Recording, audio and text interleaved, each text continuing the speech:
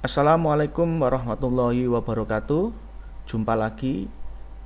Kali ini kita akan membahas tentang mata kuliah mold design atau peralatan pencetak, di mana subbahasan kita ada pada chapter 5, yaitu tentang clamping force atau gaya cekam mesin pencetak, di mana sebelum-sebelumnya pada chapter-chapter sebelumnya sudah dibahas tentang bagaimana mekanisme dari peralatan pencetak.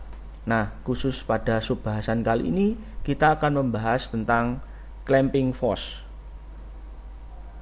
Baiklah, sebelum masuk ke pembahasan clamping force, saya perlu ingatkan pada pembahasan clamping force yang dimaksud di sini adalah clamping force yang berkaitan dengan mesin injection molding.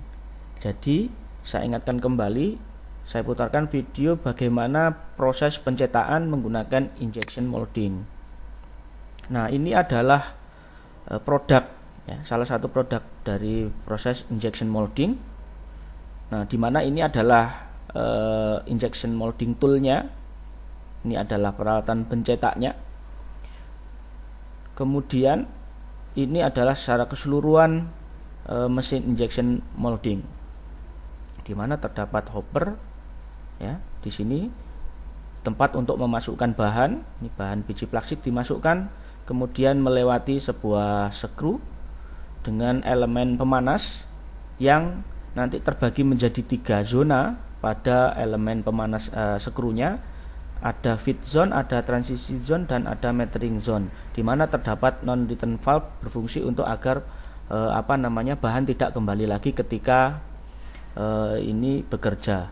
Kemudian di sini juga ada feeding granulate and melting, di mana di sini ini proses melting terjadi sehingga di sini bahan menjadi mencair, kemudian siap untuk dimasukkan ke dalam sebuah cetakan. Nah, ini adalah penampang potongan cetakannya, yang juga terdapat sebuah mekanisme pendingin coolant bore. Lalu setelah bahan masuk, ya, kemudian masuk melalui celah-celah desain cetakan, kemudian di sini terjadi proses pendinginan.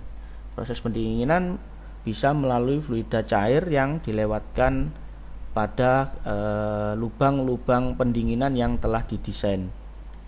Setelah mengalami pendinginan, skru kembali lagi, kemudian part ejection atau cetakan terbuka, kemudian di sini part di eject, ya, di eject sehingga keluar dari cetakan. Nah, ini adalah cavity, kemudian di sini ada core. Ini adalah satu siklus, ya, ini kembali lagi ke siklus awal, lalu sedemikian rupa terus-menerus berulang-ulang. Kembali lagi ini part ejection, dan seterusnya seperti itu. Ini dinamakan proses injeksi. Baik, sekarang kita bicara apa sih clamping force, lalu bagaimana sih cara menghitungnya, dan apa itu projected area pada clamping force.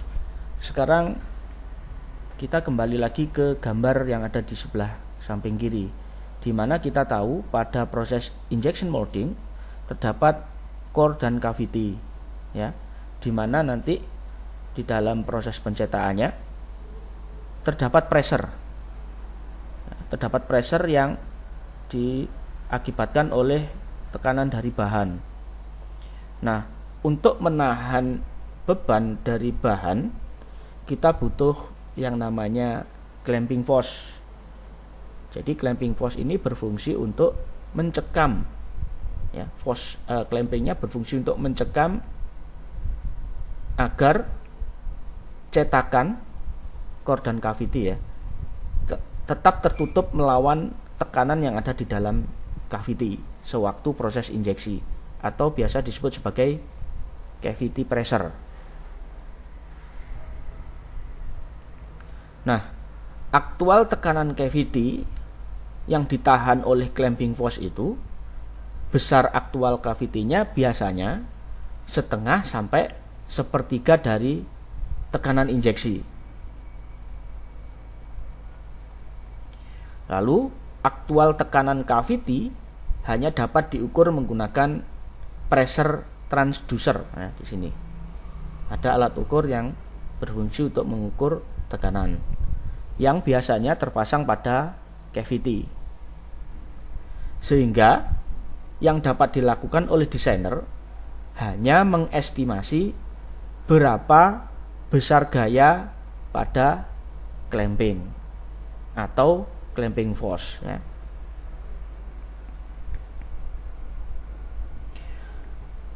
Kenapa setting clamping force ini diperlukan ya, diusahakan tepat supaya apa? Kita tahu bahwa tekanan yang diakibatkan oleh bahan ya ini menyebabkan flash pada parting line ya. Jadi kursor yang saya tunjuk ini adalah parting line.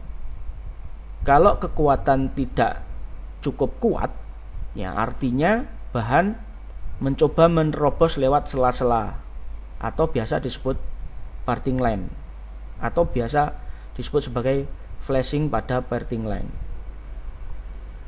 Nah, apabila setting pada clamping force-nya terlalu kuat atau berlebihan, justru akan menyebabkan cetakan mudah rusak.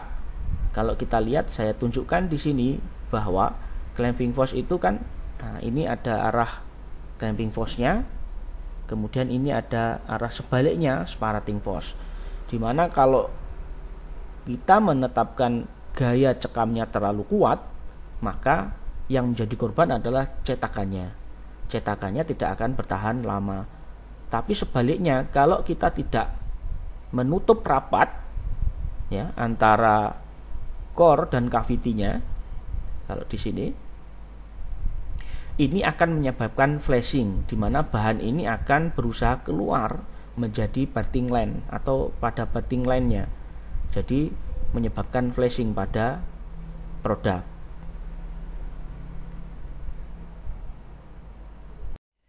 Baik, berikutnya adalah sebelum kita masuk ke pembahasan perhitungan bagaimana menghitung clamping force, kita perlu tahu satuan. Jadi satuan yang digunakan apakah satuan imperials atau metrik. Di mana pada bahasan ini ton TONNE ya, yang digunakan untuk menyatakan metrik ton yang dimaksud adalah 1000 kg.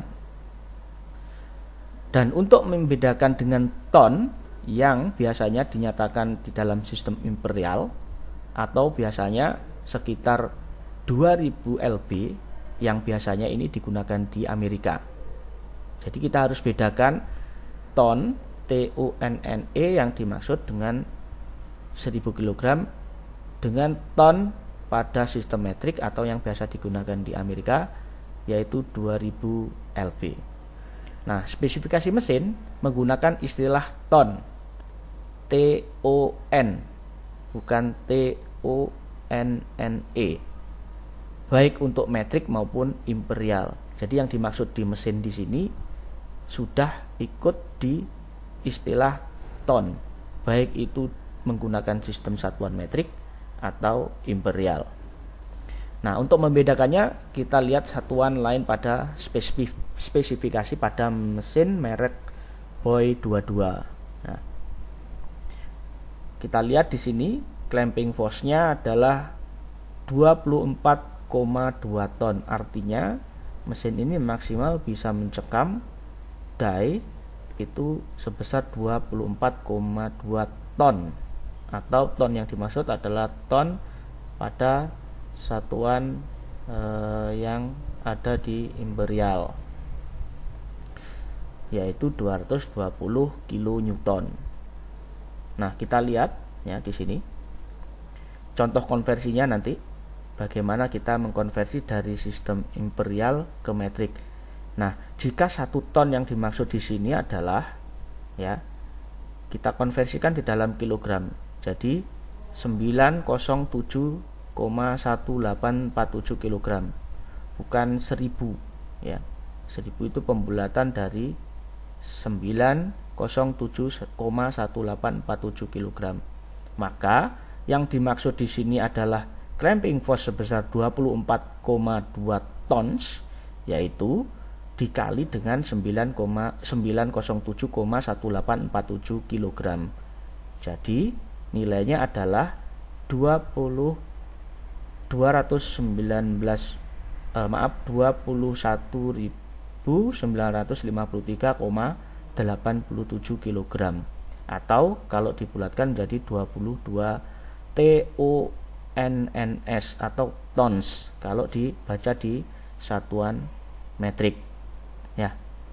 Jadi kalau metrik TONNES atau tons ya. Kalau yang di imperial itu yang dimaksud adalah tons atau TON. Nah, untuk mendapatkan di kilonewton berarti kita harus kalikan dengan gaya gravitasi, di mana 22 tons dikali gaya gravitasi 9,8 standarnya ya. Jadi hasilnya adalah 215,82 kilonewton ya, kilonewton. Jadi ini sudah satuan di metrik. Dan sebagai catatan, biasanya gravity ini boleh juga dibulatkan menjadi 10. Jadi 9,8 diubah menjadi 10. Tentu hasilnya berbeda. Kalau pakai 9,8 hasilnya 215,82 kilonewton. Tapi kalau menggunakan 10 atau pembulatan supaya untuk memudahkan, ini hasilnya adalah 220 kilonewton. Nah, berikutnya adalah contoh lain dari penggunaan satuan. Ini contoh pada mesin merek Toshiba, di mana seluruh ukurannya semua dinyatakan dalam satuan metrik. Ada dua tipe mesin, IS80G dan IS100GN ya. Di mana diketahui untuk clamping force-nya pada IS80G ini sebesar 80 tons TONNES. Sedangkan pada IS100GN ini 100 tons TONNES. Nah, untuk mendapatkan tonsnya berarti kan 760 kilonewton dibagi dengan 9,8 meter per second kuadrat ya, yaitu dihasilkan 77,5 tons, atau kita bulatkan menjadi 80 tons. Sedangkan yang 100 tons ini dari 110 kilonewton dibagi dengan 9,8 meter per second kuadrat, itu hasilnya 103 tons. Jadi pembulatannya kurang lebih 3 tons untuk menyatakan tipenya. Jadi kalau misalkan tipenya itu tertulis 80, berarti 80 yang dimaksud adalah 80 TONNES atau tons. Atau kalau kita konversikan di satuan kilonewton itu sebesar 760 kilonewton. Sedangkan yang 100 tons itu kurang lebih sekitar 110 kilonewton. Berikutnya adalah faktor yang mempengaruhi kekuatan dari clamping force itu sendiri. Nah, kita tahu ketika kita memasukkan bahan ya, saya ulangi lagi, ketika bahan itu dimasukkan di dalam sebuah cetakan dengan pressure tertentu, tentu akan mengakibatkan tekanan ke arah yang dimaksud di gambar yang saya tunjuk ini. Biasanya bisa mencapai sampai 4000 PSI ya. Nah, berarti kita butuh kekuatan ya atau gaya yang bisa mencegah supaya antara mold dan desain ini tetap bersatu, seperti yang ditunjukkan pada panah warna hijau. Nah, kita tahu dengan demikian faktor-faktor apa yang menyebabkan kita harus mengestimasi clamping force itu. Jadi ada beberapa faktor, di sini dibagi menjadi 2, ada faktor mayor dan faktor minor, di mana faktor utama atau mayor itu adalah luas area proyeksi ya. Nanti mungkin di slide berikutnya akan dijelaskan apa itu luas area proyeksi. Kemudian ada tekanan internal. Nah, ini termasuk tekanan internal, sudah tergambar di gambar yang ada di dalam cavity-nya ya. Yang ini adalah cavity, ini adalah tekanan internal yang ada di cavity.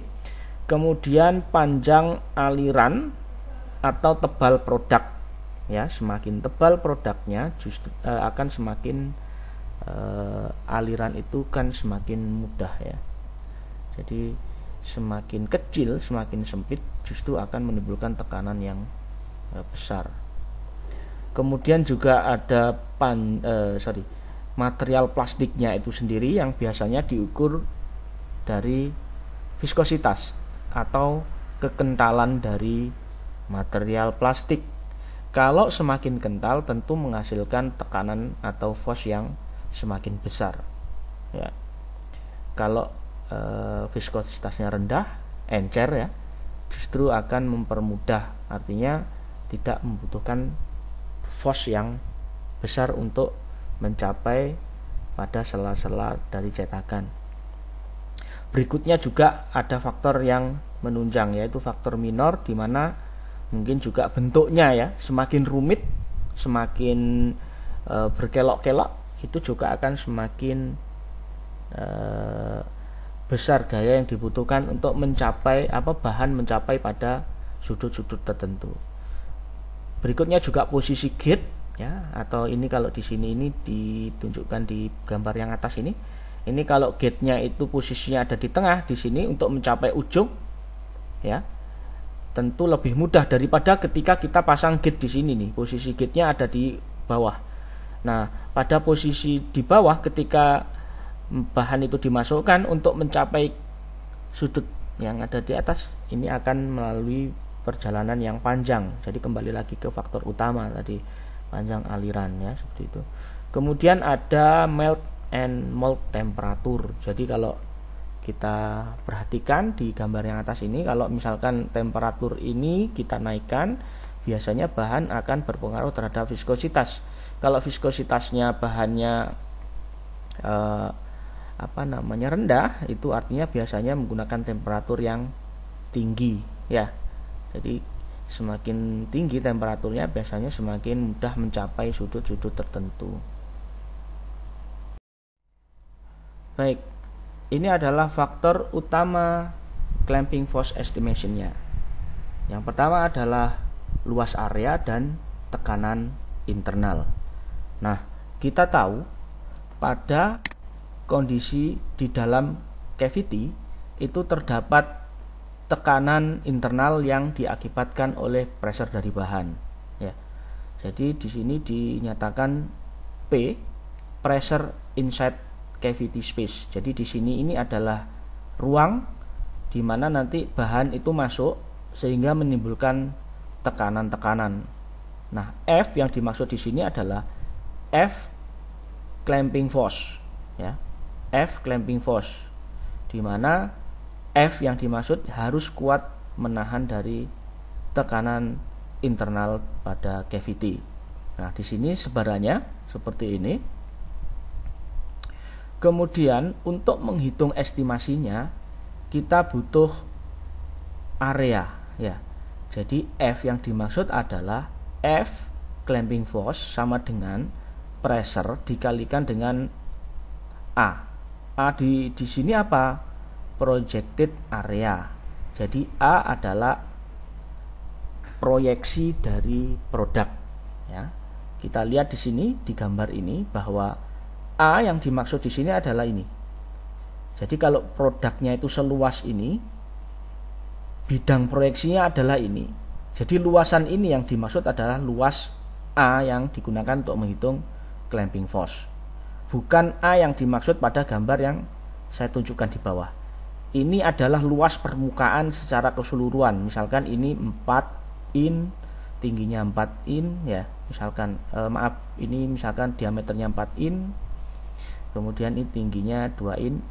kemudian kita kalikan luas areanya. Ini bukan luas area yang dimaksud luas area pada seluruh permukaan, tapi hanya A proyeksi. Kita lihat di sini, ini contohnya kalau ada gambar bentuk seperti ini cetakannya model seperti ini. Jadi yang terproyeksi hanya bagian yang ini. Jadi ini adalah A, yang dimaksud adalah area proyeksi. Luas permukaan yang dihitung, luas permukaan produk yang dihitung. Contoh misalkan ini juga gitu. Ini adalah bentuk proyeksi seperti lingkaran, tapi bentuknya ini seperti ini. Nah, tentu kalau kita hitung luasnya, ini lebih luas dari A proyeksi. Yang kita gunakan untuk menghitung F yang dimaksud di Clamp-Foss adalah area yang terproyeksi. Berikutnya adalah faktor lainnya yang mempengaruhi estimasi pada clamping force adalah panjang aliran dan tebal produk. Kita tahu panjang aliran ya, atau biasanya diistilahkan oleh flow length ya, itu adalah panjang aliran yang dimaksud dari gate sampai ke kemungkinan titik terjauh dari bahan itu menempuh ya. Kalau di sini ini gambarnya contoh pada material produk ember ya, dimana ini adalah gate, bahan keluar dari gate kemudian mengalir menuju ke titik terjauh. Ini namanya flow length ya. Panjangnya di sini adalah 191 mm. Kemudian istilah kedua ada istilah tebal produk T ya, atau di sini disebut wall thickness. Nah, makin tipis dari produk ya, makin tipis dari produk, maka kebutuhan kecepatan aliran atau biasa disebut sebagai flow speed akan semakin meningkat ya. Hal ini untuk mendapatkan pengisian cavity yang optimal. Jadi kita tahu ya, di sepanjang permukaan di cavity itu kan terjadi proses pendinginan. Kan kita tahu ketika kita memasukkan bahan ini dalam keadaan viskositas tinggi, kemudian lama-kelamaan karena mengalir dan menyentuh dinding cavity yang sudah dilengkapi dengan aliran pendingin ya. Jadi ada kemungkinan bahan itu membeku pada sisi permukaan cavity. Nah, makanya dengan wall thickness yang tipis, aliran ini mau nggak mau harus segera sampai pada ujung supaya tidak membeku duluan karena adanya proses pendinginan di dalam cavity. Ya, jadi rasionya adalah semakin kecil wall thickness-nya, berarti kita harus semakin memperbesar flow speed. Ya. Jadi flow speednya kita tingkatkan seperti itu. Nah, di dalam perhitungan memang ada beberapa ketebalan dari produk itu yang tidak sama ya. Misalkan di bagian bawah ini biasanya agak tebal, kemudian di samping ini tipis, kemudian di ujung di sini tebal lagi. Nah, itu biasanya diambil rata-rata ya. Atau juga diambil yang paling untuk estimasi clamping force diambil yang dominan ya. Misalkan di sini ini banyak tebalnya, berarti ikuti aja yang wall thickness-nya yang tebal. Nah, berikutnya kriteria yang perlu diperhitungkan juga tadi saya jelaskan untuk pengisian cavity adalah adanya rasio antara flow length dan wall thickness ya. Jadi semakin tebal ya, semakin tebal tidak membutuhkan kecepatan aliran yang tinggi.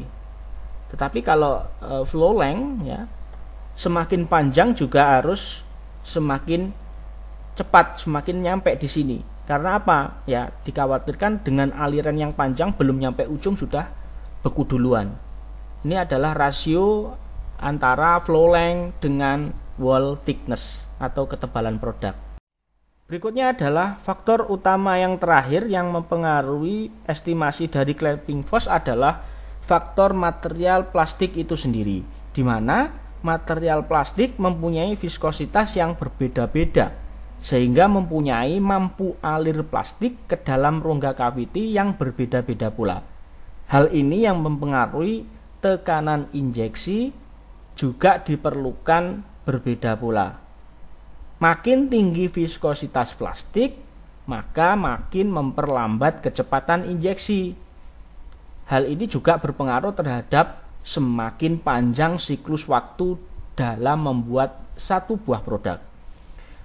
Menurunkan viskositas dengan menaikkan temperatur material bisa saja menjadi solusi, tetapi ini akan kontraproduktif. Karena apa? Semakin kita menaikkan viskositas dengan cara menaikkan temperatur, maka memerlukan waktu pendinginan yang lebih lama. Nah, secara umum jenis-jenis plastik dapat dikategorikan ada high viscosity, ada low viscosity. Di mana yang contohnya untuk high viscosity itu antara lain yang PC, PS, POM, PMMA, PPO, HPVC dan lain-lain.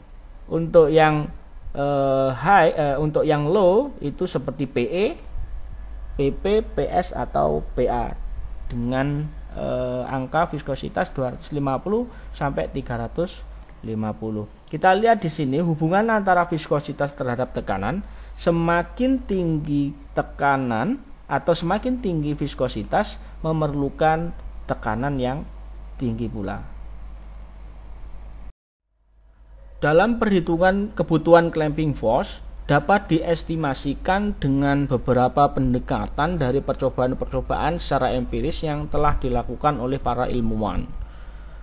Nah, estimasi cara pertama yaitu pendekatan secara konservatif. Hal ini dipakai apabila nanti kita ingin mendapatkan hasil yang secara cepat, ya. Secara cepat dan mudah itu formulanya seperti ini. Jadi ada clamping force, ya, satuannya ton dengan notasi CF. Lalu ada resin faktor, ya, ini satuannya ton per sentimeter persegi. Lalu ada projected area, ya, satuannya sentimeter persegi, di mana nanti untuk luas lingkaran itu VR kuadrat.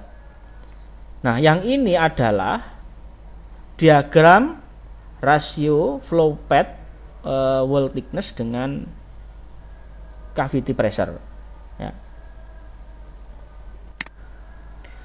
Contoh soalnya seperti ini. Jika diketahui luas permukaan proyeksinya adalah 200 cm persegi dan flow path-nya atau panjang path-nya itu 90 mm dengan tebal produk 1,25 mm, berapakah clamping force yang dibutuhkan? Nah, kita harus bisa membaca diagram yang ada di samping ini. Nah, untuk mengerjakan soal yang tadi, di sini sudah tersedia diagram flow path dengan rasio ketebalan. Nah, di mana pada soal disebutkan luas permukaan proyeksinya adalah 200 cm persegi dengan flow path 90 mm dengan tebal 1,25 mm. Berapakah clamping force-nya? Kita lihat di sini.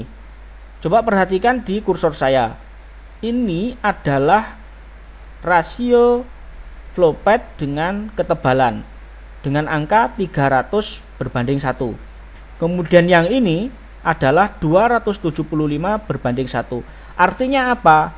300 ini adalah flow path-nya, sedangkan 1 adalah tebal produknya. Demikian pula yang ini. Ini adalah 275 flow path-nya, sedangkan ini adalah 1 mm pada tebal produknya. Sekarang kita perhatikan pada soal kembali, di mana di soal flow path-nya sebesar 90 mm, sedangkan tebalnya adalah 1,25 mm. Nah, di diagram tidak terdapat 1,25 mm.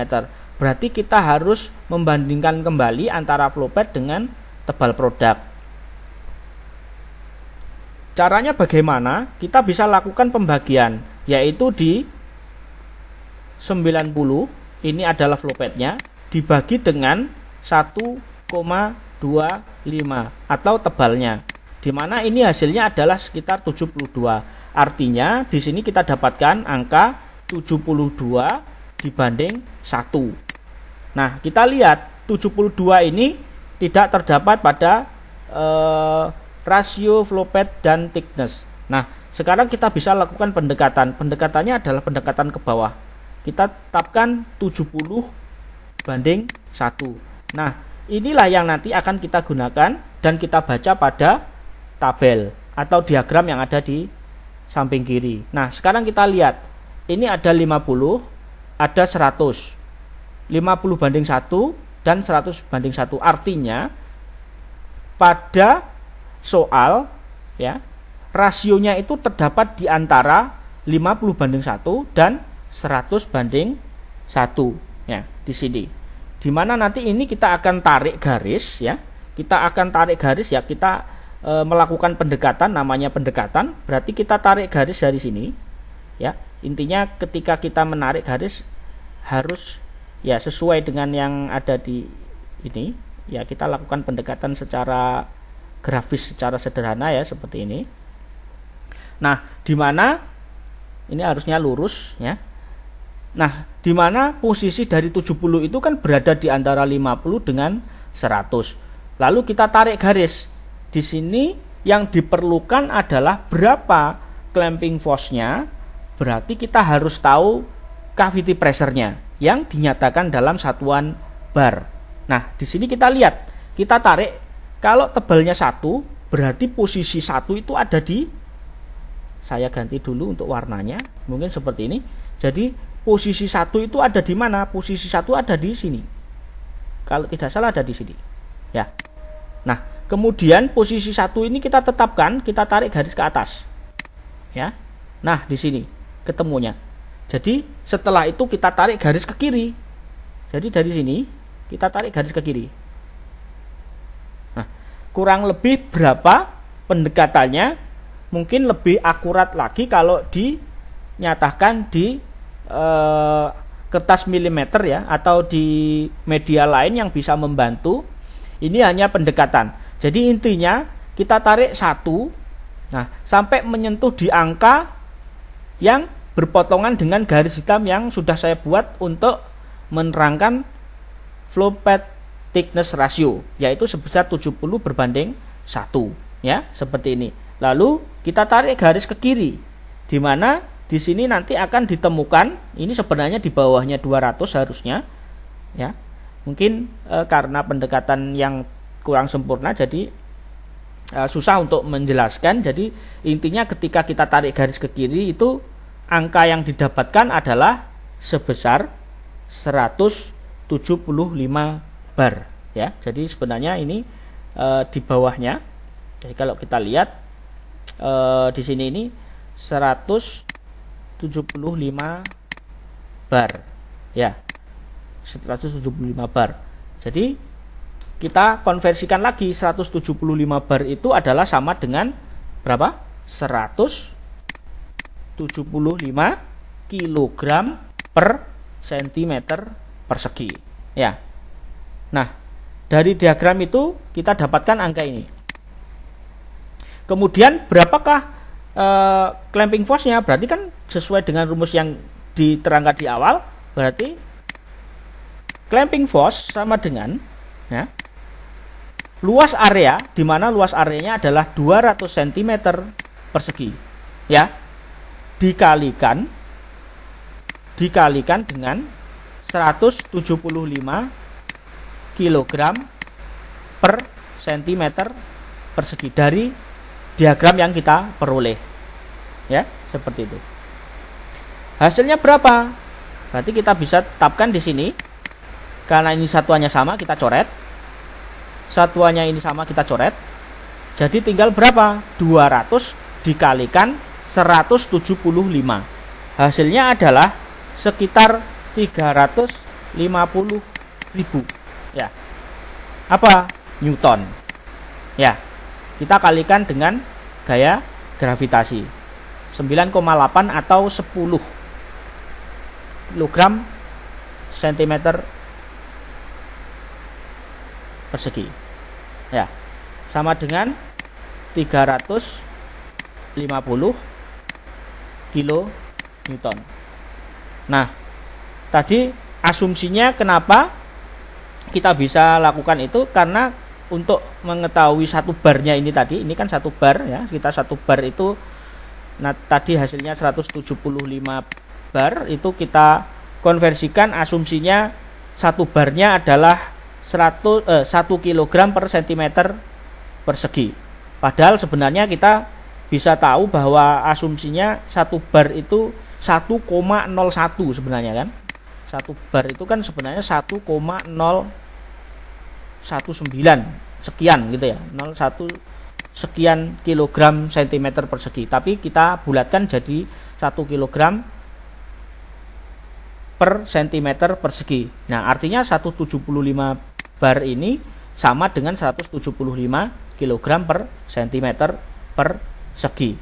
Sedangkan tadi gaya gravitasi, kalau gravitasinya biasanya 9,8 ya, kita bulatkan jadi 10. Ini adalah pendekatan estimasi clamping force yang kedua, yaitu menggunakan faktor tebal dinding, di mana clamping force dirumuskan specific internal pressure dikalikan dengan luas permukaan proyeksi, di mana spesifik internal pressure-nya itu panjang flow path dikalikan dengan faktor ketebalan dinding. Nah, faktor ketebalan dinding ini berlaku hanya untuk material yang mudah mengalir, bentuknya sederhana, dan kecepatan injeksi rata-ratanya 110 sampai 120 bar. Kita lihat, ini sama seperti contoh pada pendekatan yang pertama, di mana diketahui luas permukaan proyeksinya adalah sebesar 200 cm persegi. Flow path-nya 90 mm. Sedangkan tebal produknya adalah 1,25 mm. Nah, kita hitung berapa clamping force yang dibutuhkan. Pertama, kita tetapkan dulu spesifik internal pressure-nya dari flow path ya, panjang flow path-nya adalah 90 mili. Ya, kita jadikan senti dikalikan dengan 19,5 kg per cm kubik. Nah, ini adalah faktor ketebalan. Faktor ketebalan bisa dilihat pada tabel yang sudah disediakan, di mana faktor ketebalan ini diperoleh dari nilai T-nya atau thickness-nya atau ketebalan dari produknya, di mana pada soal T itu adalah 1,25. Nah, kita cari di sini 1,25 posisinya di mana? Nah, sepertinya di antara 1,2 dan 1,3. Jadi di tengah-tengahnya di sini. Ya. Kemudian SF adalah faktor ketebalan dindingnya. Kita bisa cari 1,2, hasilnya adalah 21 kg per cm kubik. Sedangkan 1,3 hasilnya adalah 18 kg per cm kubik. Nah, ini bisa dicari menggunakan rumus interpolasi. Nah, pendekatannya seperti ini. Kita tahu 19,5 ini berasal dari pendekatan nilai interpolasi di antara 1,2 dan 1,3 pada thickness-nya, atau nilainya antara 21 dengan 18. Kita bisa lakukan pendekatan dengan interpolasi perbandingan ke atas atau ke bawah. Caranya bagaimana? Kita bisa lihat di sini. Nah, untuk menetapkan nilai interpolasi 1,2 ya, dibagi dengan nilainya bawahnya berapa? Misalkan 21.